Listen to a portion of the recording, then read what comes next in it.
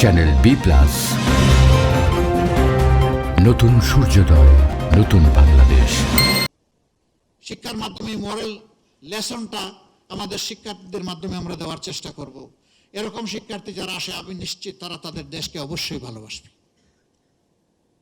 তারা স্বার্থপর, আত্মকেন্দ্রিক, সংকীর্ণ মনে হবে না। তারা উদার, দূরদৃষ্টি সম্পন্ন হবে, সবাইকে সম্মান করতে শিখবে, সবার হক তাদেরকে দেওয়ার জন্য সে তার সবটুকু উজাড় করে চেষ্টা করবে।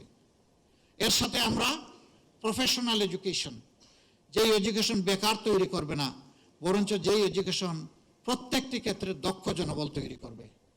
এটা ক্লাস 6 থেকে ক্রমান্বয়ে এই প্রফেশনাল এডুকেশনটা শুরু হবে।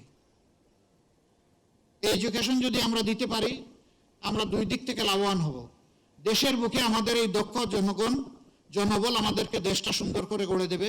বিদেশে যদি যায়, সে মোর আর্নিং করবে, বেটার পজিশনে থাকবে, তার রেমিটেন্স আসবে দেশে অনেক বেশি।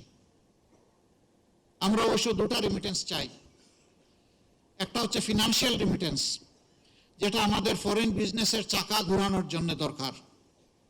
এটা দুইভাবে আসে ফরেন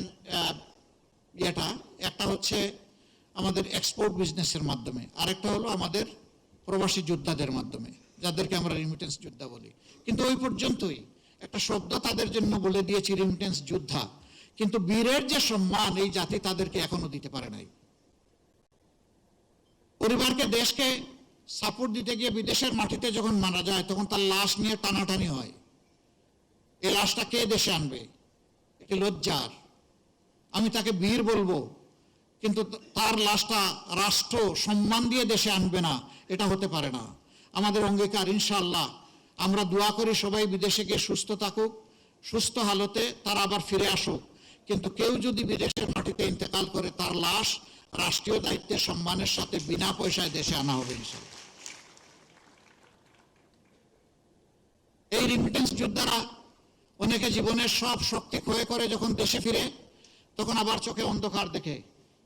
আমরা তাদের জন্য ইনশাআল্লাহ সোশ্যাল রিভলভিং ফান্ড করব।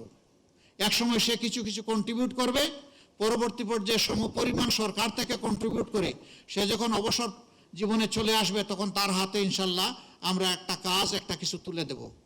তাহলে হতাশার অভিশাপ তাকে পাবে না ইনশাআল্লাহ। আমরা আমাদের যুবকদেরকে বলেছি, অবশ্যই তোমাদেরকে আমরা বেকার ভাতা দিতে পারবো না। আমরা বিশ্বাস করি বেকার ভাতা তোমাদেরকে অপমান করার শামিল। আমরা তোমাদের হাতে কাজ তুলে দেব, ভাতা নয়। তোমরা কাজ দিয়ে নিজেদেরকে গড়বা, দেশটাকে গড়বা। আমরা আমাদের যুবকদেরকে কিভাবে দেখতে চাই? আমাদের যুব সমাজকে বাংলাদেশ নামক উড়োজাহাজের ককপিটে দেখতে চাই। ওখানে তাদেরকে ক্যাপ্টেন হিসেবে বসিয়ে দেব, আর আমরা বসবো ইনশাল্লাহ সেদিন প্যাসেঞ্জার সিটে। এই যুব সমাজ দেশটাকে সামনের দিকে এভাবে এগিয়ে নিয়ে যাবে ইনশাআল্লাহ। চ্যানেল বি প্লাস, নতুন সূর্যোদয়, নতুন বাংলাদেশ।